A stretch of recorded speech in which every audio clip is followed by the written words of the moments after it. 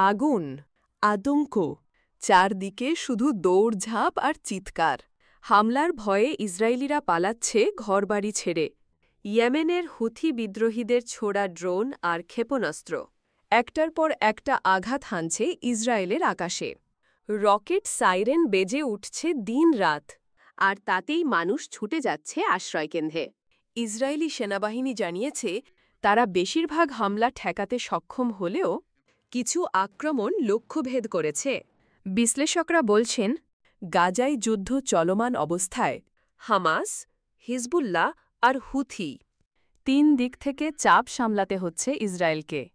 এতগুলো ফ্রন্ট একসঙ্গে খোলা থাকায় দেশের ভেতরে তৈরি হচ্ছে ভয়ের আবহ। সরকার দাবি করছে আয়রন ডোম ও অ্যারো 3-এর মতো প্রতিরক্ষা ব্যবস্থা জনগণকে রক্ষা করছে, কিন্তু বিরোধীদের অভিযোগ প্রতিদিন সাইরেন বাজলে মানুষের মনে নিরাপত্তা নয়, বরং আতঙ্ক আরও বাড়ছে। এদিকে যুক্তরাষ্ট্র জানিয়েছে তারা ইসরায়েলকে সহায়তা দিতে প্রস্তুত। অন্যদিকে ইরানের বিরুদ্ধে অভিযোগ উঠেছে গোপনে হুথিদের সহায়তা দিচ্ছে তারা।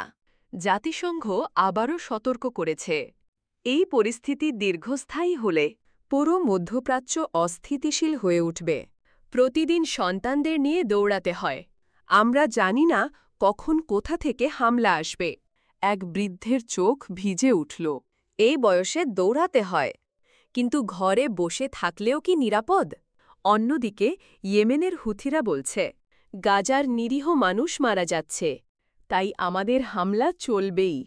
তাহলে কি হুথিদের এই মুহুর্মুহু হামলা ইসরায়েলকে আরও বড় যুদ্ধে ঠেলে দিচ্ছে, নাকি আন্তর্জাতিক কূটনীতির টেবিলেই সমাধান খুঁজে নিতে হবে সবাইকে?